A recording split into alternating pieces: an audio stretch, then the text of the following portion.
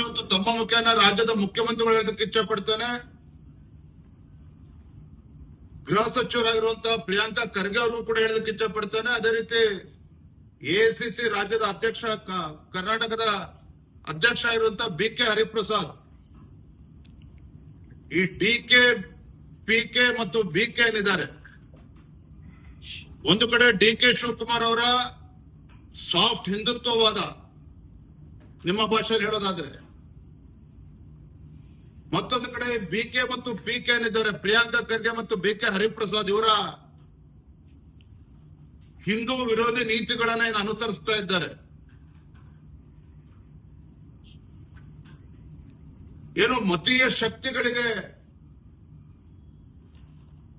ಇವರ ಹೇಳಿಕೆಗಳು ಏನು ಧೈರ್ಯವನ್ನ ಕೊಡ್ತಾ ಇದೆ. ಇದೆಲ್ಲದರ ಪರಿಣಾಮನೇ